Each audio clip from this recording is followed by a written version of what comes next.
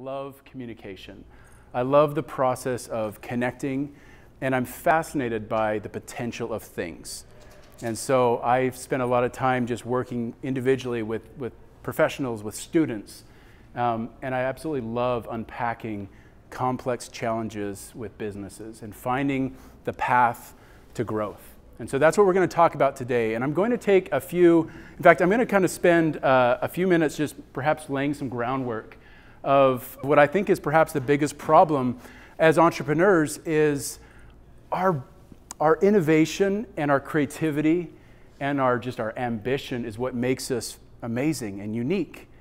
But it can also be our vice, and it can also be the reason that 90% of startups fail due to self-destruction rather than competition.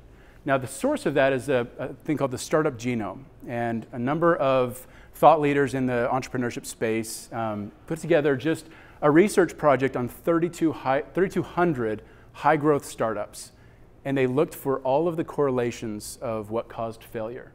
One of their biggest findings is this idea of premature scaling, which we'll talk about, but really just understanding just what really causes businesses to fail. And so my goal today is to first reduce the entire journey of an organization to develop their sales plan and strategy and story down to a single slide.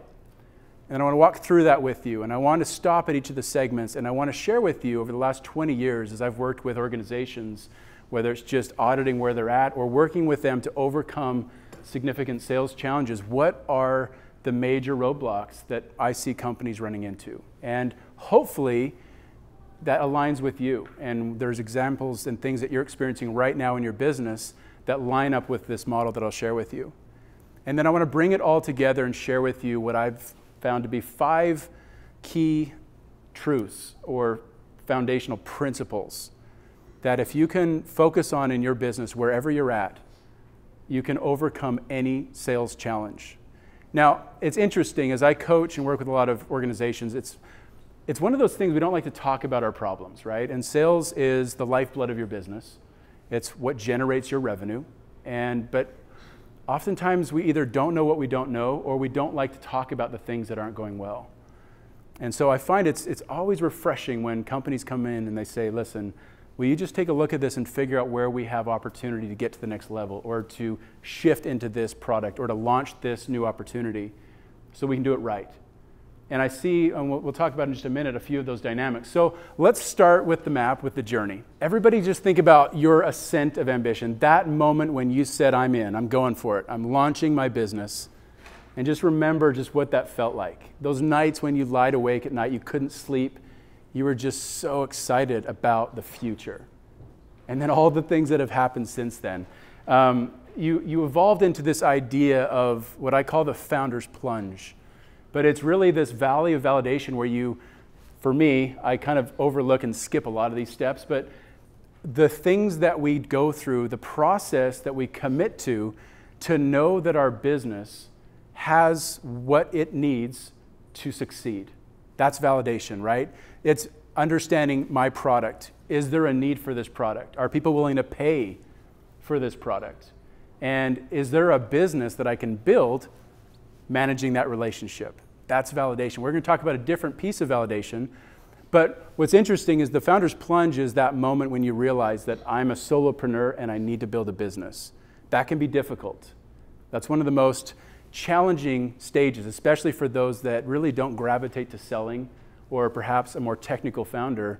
That can be really a critical stage where we tend to bring on a lot of capital, hire seasoned VPs of sales, hoping to maybe kind of like smooth out that transition, but it's fraught with challenges. That evolves into this stage called the process of developing the process, building that initial sales traction of how am I going to sell this product and how am I going to turn this into a business that I can hopefully take a step back from and allow it to grow. Because I realize that I'm the biggest constraint, but this has got to go. I need to get this in front of my customers. From there, we get into this idea of traction. Once you've established and you've got sales, my mantra here is if you can sell it, I can scale it.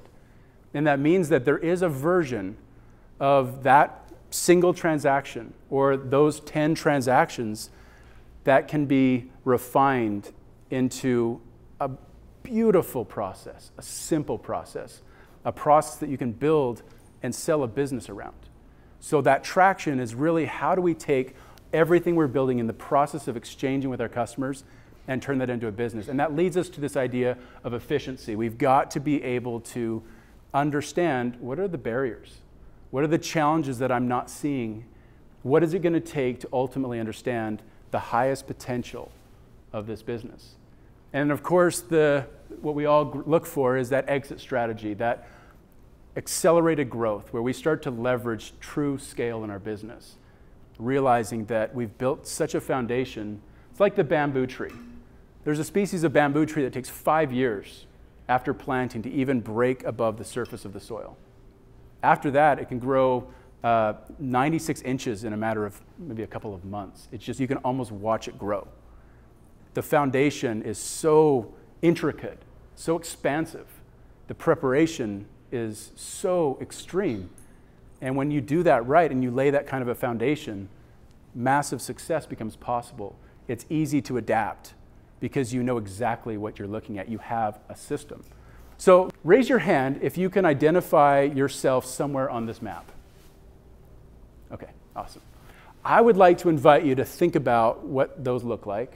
We don't have a lot of time, and I would love to perhaps explore some ideas in some areas where you feel like that's really hitting you. But what I'd like to do now is unpack these kind of layer by layer. And I don't want to spend a lot of time in this initial stage here, but I do want to mention this one. Who feels like sales avoidance is one of your challenges? I don't love selling. I don't feel like I'm good at selling. I just generally feel like I would love to delegate that if I can. Anyone there? As I said when I was getting started, I don't fancy myself as a natural-born salesman.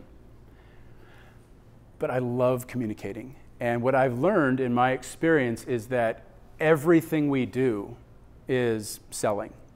We're all in sales. Even before you left your house this morning, you were selling.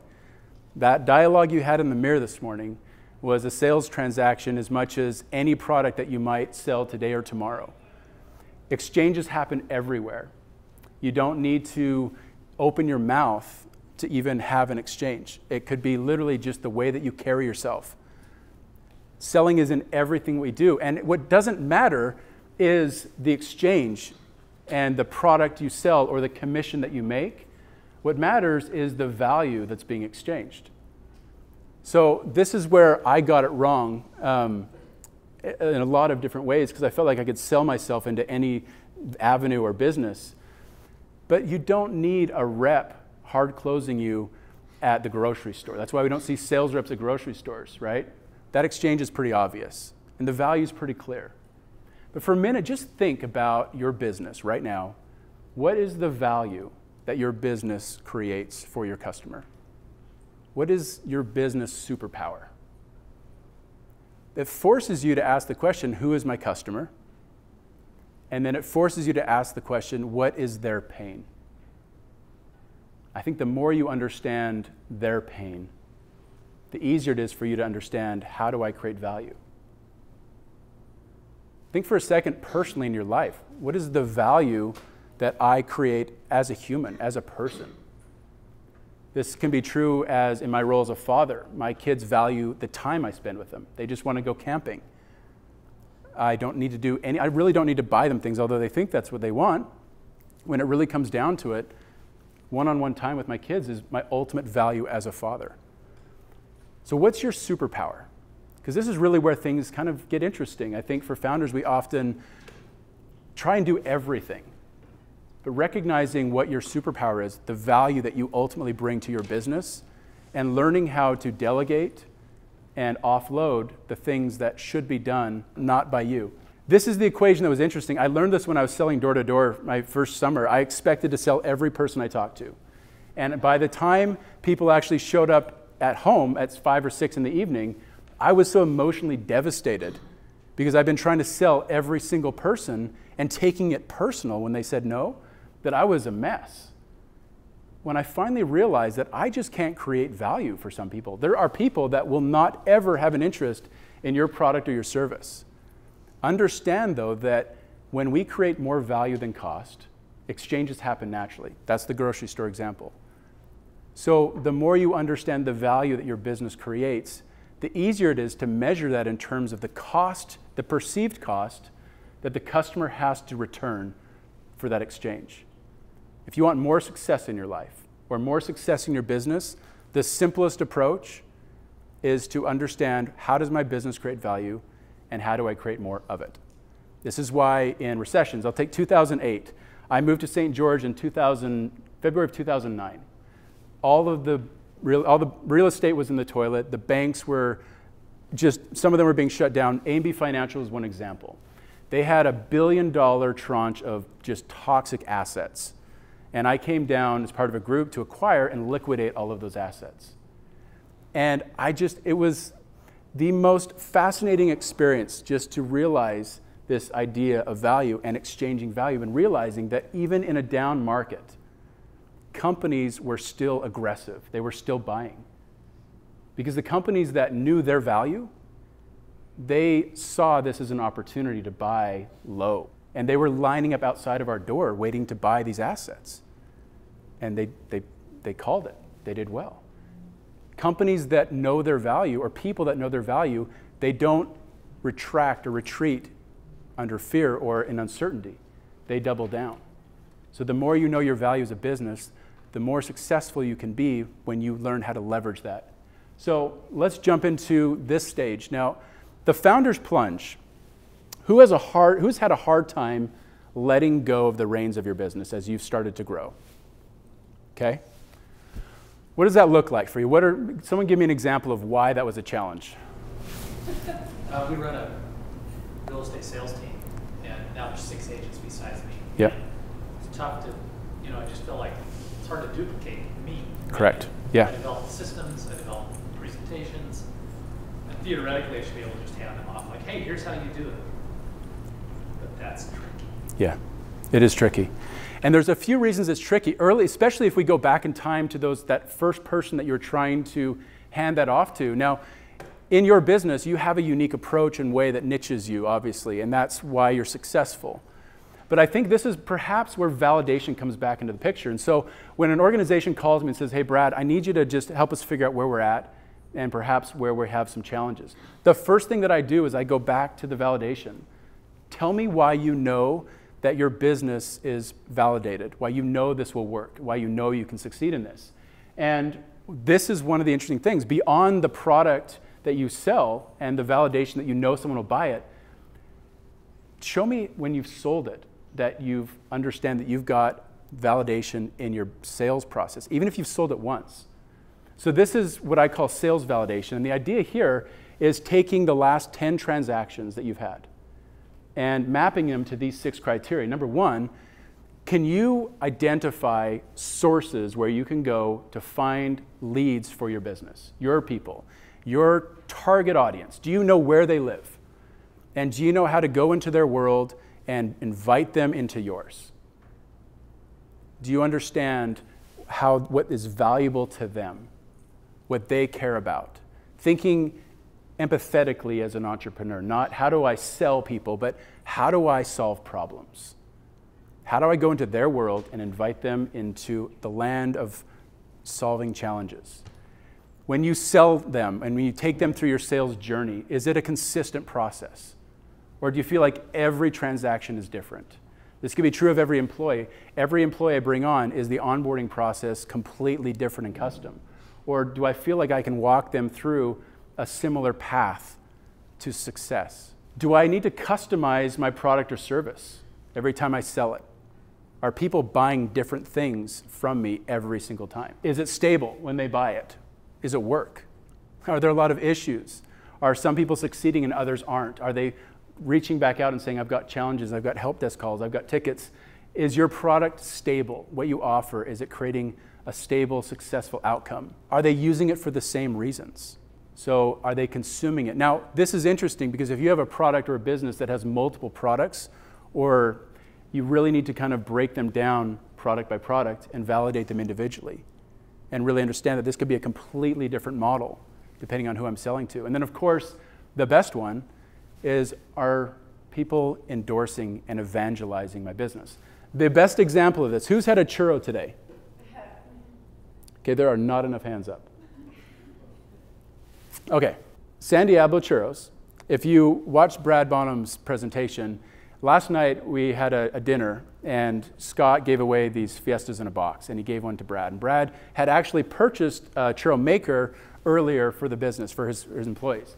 He literally stood up unannounced, has nothing to do about his business. I guess the pivot linked, but he evangelized churros on stage in his presentation. And then Scott sold out of all of his churro makers in probably a matter of an hour. That's a good example of that value connection and understanding there's validation there. When your customers are promoting, evangelizing, and raving about you, you're probably onto something. That's evident. So if you gave yourself a score of 1 to 10 on every one of those, and your score is approaching as close to 6 as you can get, there's a really good chance that you're ready to start scaling your sales process. It's ready to start plugging it in to something exciting. So let's jump into that, the process. This is where I see in this stage right here, this is where the VP of sales gets introduced. This is, I need a sales program in a box. Please just do it for me. And it rarely works. It rarely works. Or I'm going to just fumble through this and figure it out myself. That rarely works.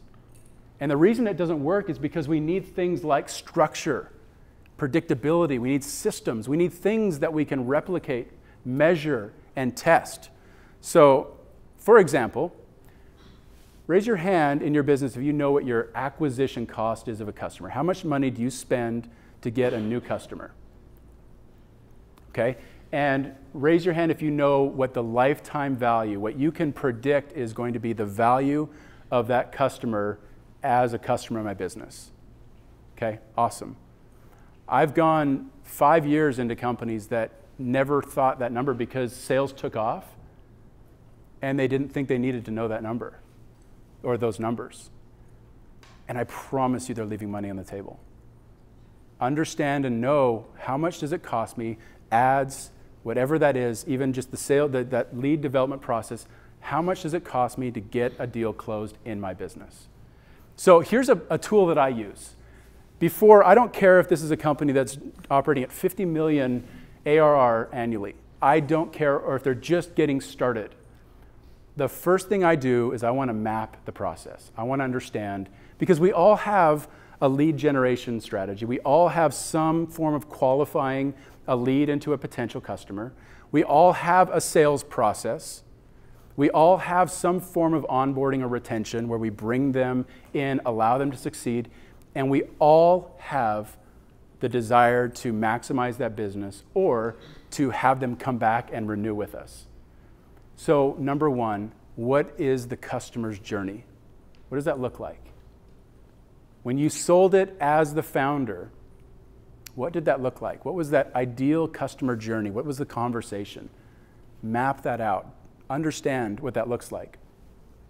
Next, what are the things that you're doing in the process that are completely repetitive, redundant, and a waste of your time? And where can you introduce messaging and automation to allow that journey for the customer to feel natural? Like every great sales presentation isn't a pitch. It's not a hard close. It's a conversation. It's a value-oriented, let's get you to the finish line. Let's help you find success together. The sales process is exactly the same. And in this era, more than any, it's consultative, it's adaptive. We don't just sell a product. We customize solutions for people. We don't sell features, we sell value or outcomes, right?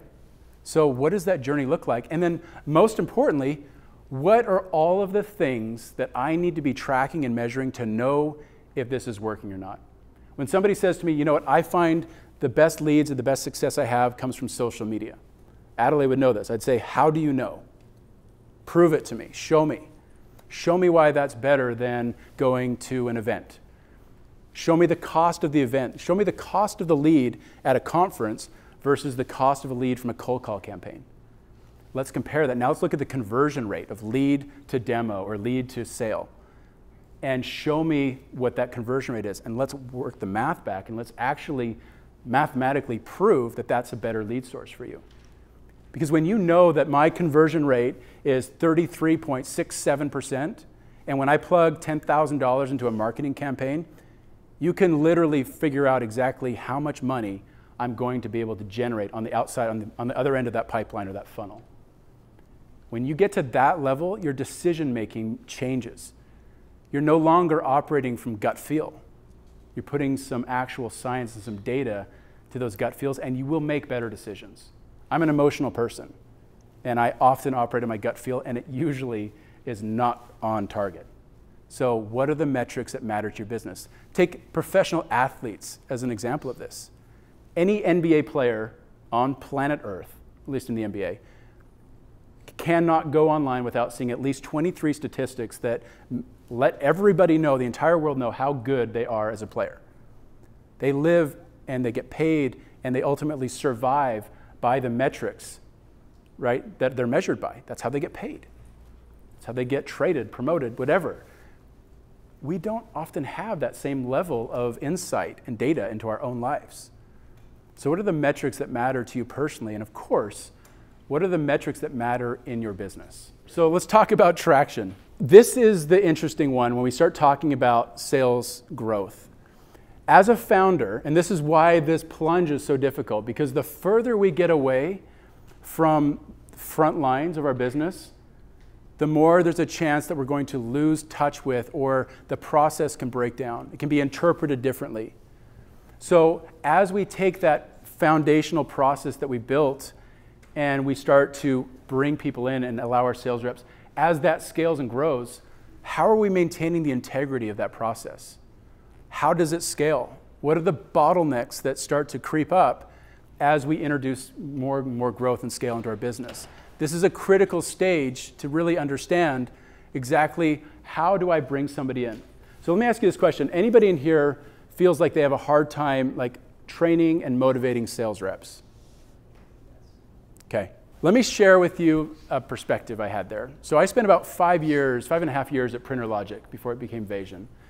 And I built out kind of the pre-sales division of the company. So the account developers, as we call them, they can also be called SDRs. And what I learned is it was a difficult role, and there was a lot of phone calls, a lot of things being made. And I learned a few questions that I needed to ask at the interview. So the number one question I ask before I hire anybody is, what are you doing in 5 years? Tell me what your 5-year plan is. Ideally, what does your career look like in 5 years? It's a very, very revealing question. Either they don't know, that's a coaching opportunity.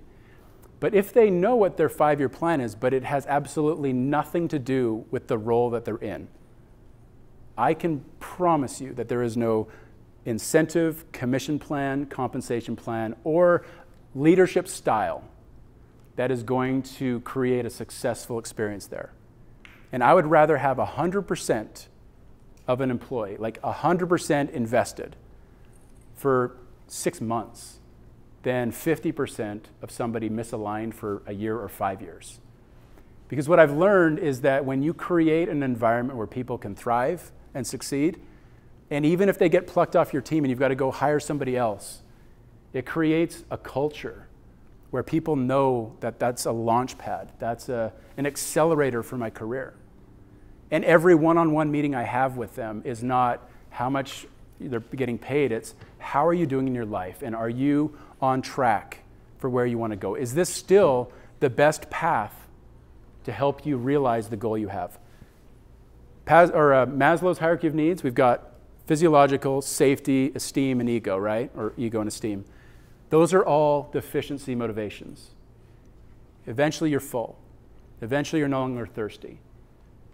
You cannot motivate somebody on those 4 things. Self-actualization, progression to what matters most in my life is the only and the most powerful motivator to create sustainable growth with an individual. If your employees are happy, if they feel like they're being successful, they're being coached and mentored to success, they will take care of your customers. And if you take care of those 2 pieces, you don't need to worry about the success of your business. They will take care of your business. value or success follows the value. So I believe that as you start to grow your business, one of the challenges as you become further and further removed from the people that are having the sales conversations, the more likely you will be to find challenges with that efficiency. That leads us to kind of what I call my big five. These are kind of the big five areas that I want to kind of implement at this stage. Your recruiting strategy. How am I finding them? How do I look for the right people? What are the temperaments, the personalities that really lend themselves to this role? What is your recruiting process? Training. How am I diffusing all of the knowledge and experience that I have and being able to turn it over to my employees in a way that they can be successful? There is 100% a direct correlation to the level to which, in technology especially, employees invest in understanding the product to their success and confidence in the role. And I don't ever want my pre-sales team to dig anything beyond 20% of the product on a conversation. That's always the handoff.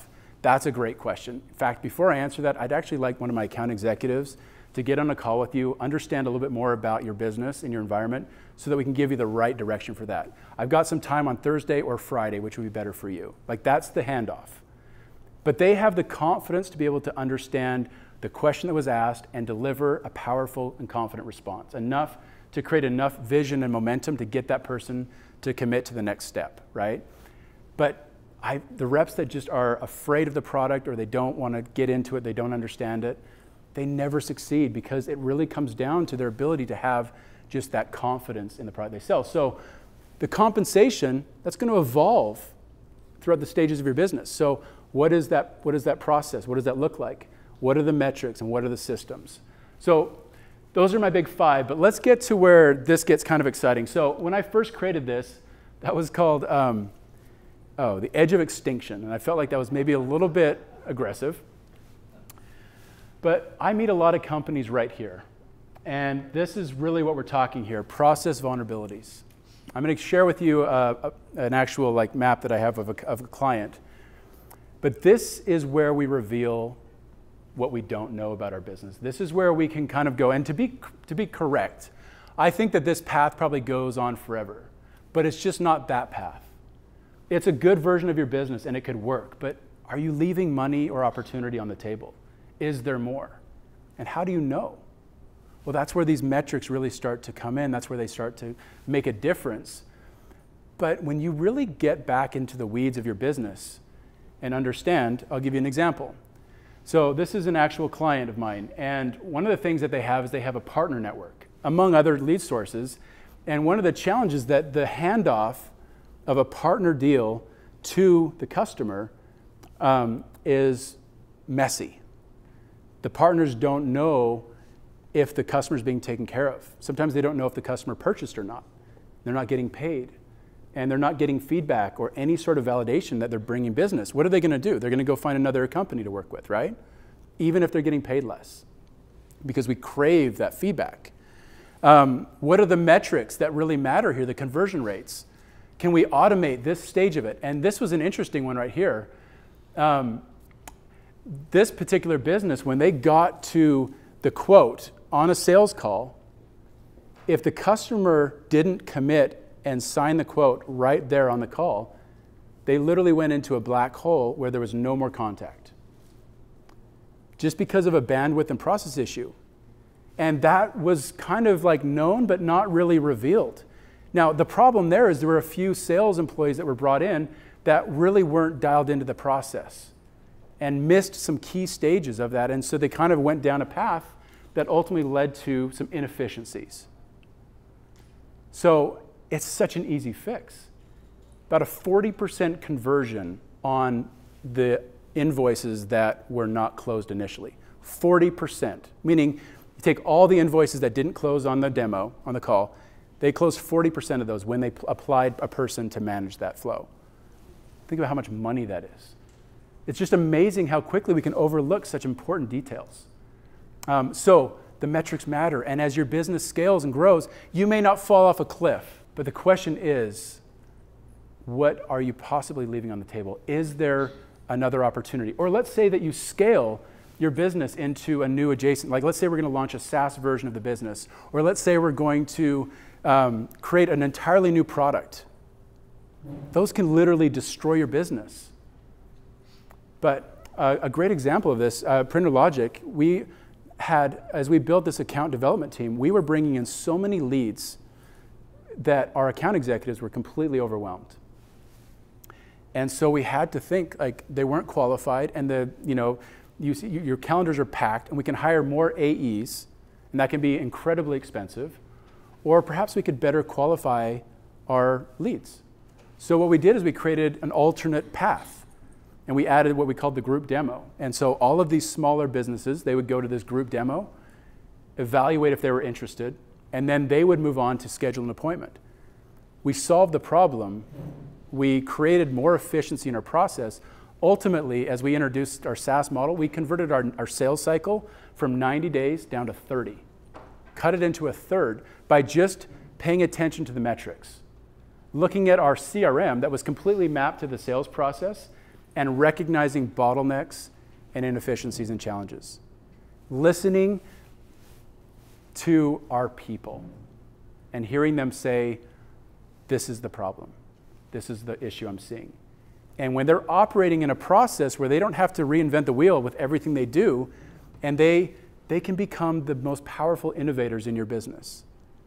Give your people a voice. Let them tell you what they're struggling with or where the issues are. Let your customers tell you and give you feedback. The best marketing content you will ever create will come from the unsolicited feedback from your customers, or solicited.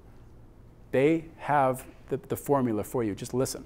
At Printer Logic, for example, we were hiring some of our best account executives right out of Dixie State because the process was dialed in. They didn't need to invent anything. I wanted them because they were hungry, teachable, humble, and without massive perspective and preconceived notions of how things work. I could do so much more with that because the system was there. And that's ultimately the question, I think, is I don't know if my system is scalable yet, right? And I need to review it and understand the metrics and make sure that the data supports what my gut feel is, which is maybe there's more there. Maybe I need a few more systems in place before I start really letting it go and scaling. So that's really kind of puts me to this kind of my 5 things. So number 1, I guess review what you just shared with me kind of in context of these 5. So validating your business and your sales solution and really knowing, like, talk to 50 of your customers and really understand, am I nailing it? Or do I need to adapt a little bit? Is my sales process, the way that I bring them in, is the way that that transaction happens, is that validated? Can I really feel like I can scale that, right?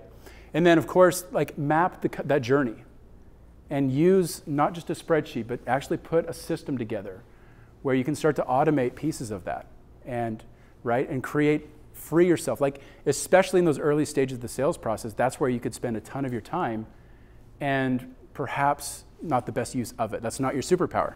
I think that, the idea that if you constantly focus on the framework, the flow, the path of the customer, and empathetically stay in their world of, like, what is the success that I'm really creating? What is the value ultimately that is the most meaningful aspect of that? And how do I know?